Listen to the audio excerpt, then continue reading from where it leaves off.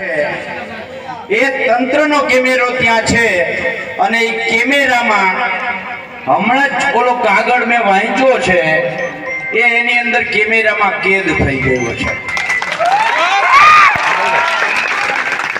જો તાકાત હોય, તંત્ર દિલથી કામ કરવા માંગતું હોય, કાયદો, નિયમ, બંધારણ અને સિસ્ટમ મુજબ જો આ જિલ્લાની અંદર તંત્ર કામ કરવા માંગતું હોય તો એમને વિનંતી છે કે આ કેમેરો છે એમના સુધી પહોંચવો જોઈએ અને દિવસ 8 ની અંદર આ કાગળ જે છે એનો અમલ થવો જોઈએ. તો આપણે માનીએ કે સરકાર જેવું કંઈક છે, તંત્ર જેવું કંઈક છે. દુઃખ ત્યારે થાય મિત્રો કે એક બાજુ કચ્છની અંદર 7,50,000 ચોરસ હેક્ટર જગ્યા ખાનગી કંપનીઓને પાણીના ભાવે આપી દેવામાં આવે. અહીંયા બાજુમાં જ કંપની છે. એવી જ રીતે કેટલી માઇનિંગ કંપનીઓ અહીંયા છે, એમાં હજારો હેક્ટર જગ્યા એ કંપનીઓ વાળાને આપી દેવામાં આવે છે અને મારો ગરીબ પોતાની એક છત જ્યારે બનાવે છે ત્યારે આ હુરાતનિયા, ખોટે ખોટું હુરાતન ચડે ને હુરાતનિયા જ કહેવાય ને, આ હુરાતનિયા તંત્રને ક્યાંથી હુરાતન ચડ્યું કે એક ગરીબનું ઘર પાડવા માટે દોડ્યા છે. તાકાત હોય તો આ કાગળ તો અમે આપ્યો, જાહેર કર્યું, ક્યાં શું છે એ કરો ને અમલ. તમે જો કોઈના પીઠું ના હો તો તમારે આ અમલ કરવો જોઈએ. તમને હું કહીને જાઉં છું,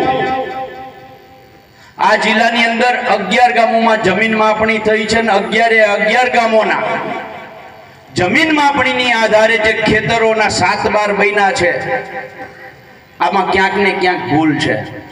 ઓફિશિયલી એ જે કાગળ બનાવનાર છે એ કાયદેસરના ગુનેગાર છે. જેની જવાબદારી હતી સર્વેયરથી લઈ અને કલેક્ટર સુધી જેને 15% ક્રોસ વેરીફાઈ કરવાનું હતું, આ તમામ એમાં જવાબદાર છે. તાકાત હોય તો એ જે આ ખોટા દસ્તાવેજો તૈયાર કરીને ગયા છો એમની ઉપર FIR કરીને દેખાડો તો અમે માનીએ તમે સાચા છો. તમારામાં તાકાત હોય તો અહીંયા દરેક ગામની અંદર પાક વીમાનું ક્રોપ કટિંગ 2016, 17, 17, 18, 19, 20 માં થયું. એ ક્રોપ કટિંગના આંકડા મુજબ હેક્ટરે 60,000 રૂપિયા વેરાવળ તાલુકાના એક ગામના એક ખેડૂતને પાક વીમો મળે એમ છે. જે હુરાતનિયું તંત્ર છે ને એમને હું ચેલેન્જ સાથે કહું છું, તમારામાં તાકાત હોય ને તો આ પાક વીમાના પત્રકો જેણે બદલાવ્યા છે, આંકડા જેણે બદલાવ્યા છે, સરકારી દસ્તાવેજ આરે જેણે ચેડા કર્યા છે, એમની સામે કાયદેસર કાર્યવાહી કરો ને આ જિલ્લાને પાક વીમો બતાવીને બતાવો તો માનીએ કે તમે તાકાત વાળા છો.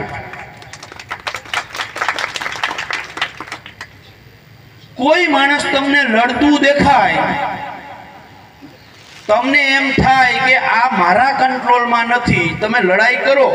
આ સરકારની સિસ્ટમ નહીં રા ભાઈ, તમારે લડાઈ કરવાની પણ ક્યાં સુધી ખબર, એના કંટ્રોલમાં રહીને, એને પૂછીને, એની સાથે વાત કરીને. તમે એનાથી ઉપરવટ જઈને કંઈ કરવા જાવ એટલે તમારી વિરુદ્ધ પોલીસ કેસ થાય. એટલે તમે કયો એવી જ અમારે લડાઈ કરવાની, તમે એમ કયો કે આટલું જ કરવાનું તો અમારે એટલું જ કરવાનું, તો દેશમાં બંધારણ, કાયદો, વ્યવસ્થા શું કામ છે ભાઈ? અને જો અમે તમારાથી ઉપરવટ જઈને જ્યારે અવાજ ઉઠાવીએ, લડીએ, એટલે અમારી ઉપર તમે લૂંટના કેસ કરો, અમને જેલમાં નાખી દો, અમને જાળવે બાંધીને મારો. સુરતની અંદર હું યાદ કરાવવા માંગુ છું, જયેશ પટેલ,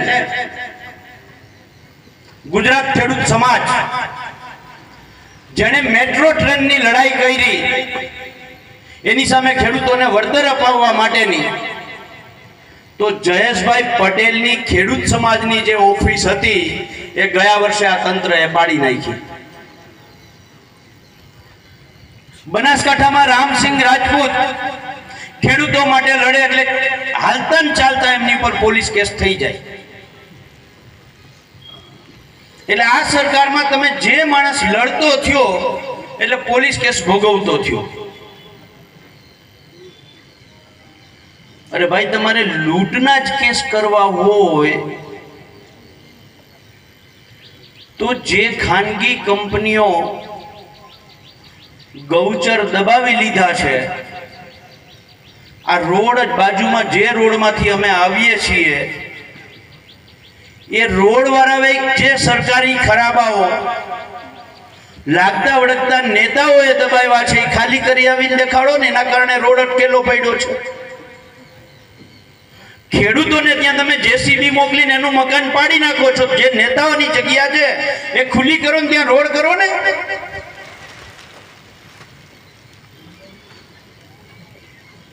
વાત કરવી હોય આ તંત્રની, આ સિસ્ટમની, તો સાંજ સુધી કરી શકીએ એમ છીએ. લાલજીભાઈ, જિગ્નેશભાઈ, વિમલભાઈ, વકીલ સાહેબ, આનંદ યાજ્ઞિક સાહેબ, આ બધાને આપણે સાંભળવાના છે. પણ આ ક્રાંતિકારીઓ લોકોની વચ્ચેથી હું તંત્રને એક ચેતવણી આપવા માંગુ છું. 2027 સુધીમાં જેટલા જુલ્મ થાય એટલા કરી લેજો. તમારી પાસે 2027 સુધી છે. ભાજપના નેતાઓના જેટલા પીઠું થવું એટલા થઈ લેજો. 2027 પછી હિસાબ લેવામાં આવશે. 2027 પછી ગુજરાતમાં શાસન બદલે છે, બદલે છે, બદલે છે, બદલે છે. કોઈ શંકા નથી. આ ક્રાંતિકારી જનતા બેઠી છે ને, આ એનો જવાબ છે કે 2027 માં સત્તા પરિવર્તન છે અને છે. એટલે છેલ્લી વાત, જે લોકોને પાચન શક્તિ જબરજસ્ત છે, જે રોડ ખાઈ જાય છે, જે હજારો વીઘા જમીન ઓળવી જાય છે, એમના ઉપર એક નાનું વાક્ય, તમારી તો પાચન શક્તિ એ ગજબની છે હો. અમે તો એક રોટલી માંડ પચાવી શકીએ છીએ અને તમે તો રોડ, ગૌચર, રસ્તા, જમીન બધું જ પચાવી જાઓ છો. Thank you.